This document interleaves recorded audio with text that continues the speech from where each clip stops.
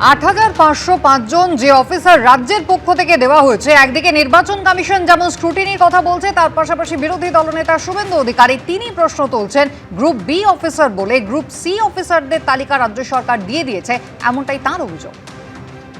এই ৮,৫০০-র মধ্যে অসংখ্য মিথ্যা এবং অসত্য এবং গাইডলাইন ভায়োলেশন করে তারা এই কাজটা করেছে। এই নদিয়া জেলার সিরিয়াল ৫৫৬ থেকে ৫৩৬, এখানে নির্মাণ সহায়ক, স্বায়ত্তশাসন বডি, স্ট্যাটুটারি বডি, জিপিতে কাজ করেন।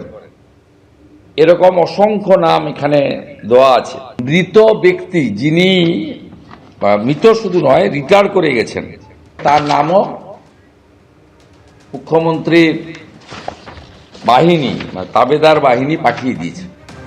পাল্টা শাসক দলের পক্ষ থেকে কি বলা হচ্ছে দেখুন। নির্বাচন কমিশন যদি মনে করেন যে কোনো নাম তারা বদল চান, সেটাও তারা করতে পারেন, সেটাও সুপ্রিম কোর্টের রায়েই বলা আছে।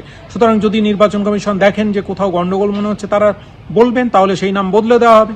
কিন্তু উনি যে কথা বলছেন, ওনার কাছে যদি এত তথ্য থেকে থাকে, তাহলে উনি কোর্টে যান। উনি তো আদালত বান্ধব রাজনীতিবিদ, উনি তো সবসময় আদালত কেন্দ্রিক রাজনীতি করতে ভালোবাসেন। তো উনি কোর্টে যান, কোর্টে গিয়ে বলুন যে এই রাজ্য সরকার করেছে।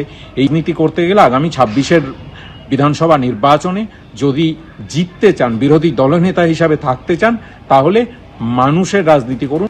মাইক্রো অবজারভার নিয়োগ নিয়ে সর্বোচ্চ আদালতে মমতা বন্দ্যোপাধ্যায় সওয়াল করেছিলেন, আপত্তি তুলেছিলেন তিনি। আর তার সেই অভিযোগের প্রেক্ষিতেই রাজ্য সরকারকে গ্রুপ বি অফিসারের তালিকা দিতে বলেছিল সুপ্রিম কোর্ট।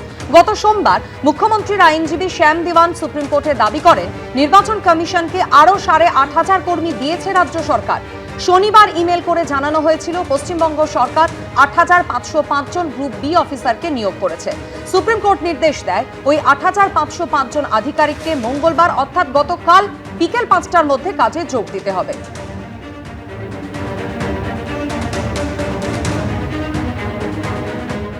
আর এবার গোটা বিষয়টি নিয়ে সুপ্রিম কোর্টে যাওয়ার হুঁশিয়ারি দিয়েছেন বিরোধী দলনেতা শুভেন্দু অধিকারী, যা প্রতিক্রিয়া দিয়েছে তৃণমূল কংগ্রেস।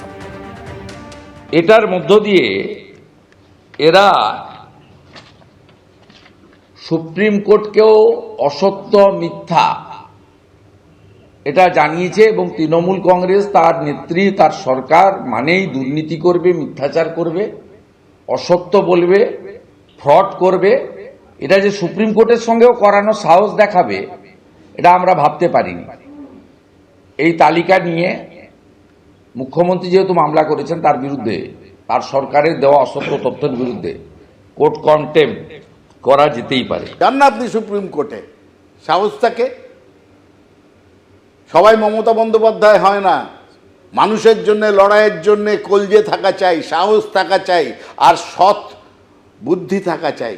অসৎ পথে মানুষকে ঠকিয়ে আবার সুপ্রিম কোর্টে যাব, এইসব ফাঁকা আওয়াজ দয়া করে শুভেন্দু বাবু আপনি দেবেন না। আপনাকে সবাই চিনে গেছে। এবিপি আনন্দ, এগিয়ে থাকে, এগিয়ে রাখে।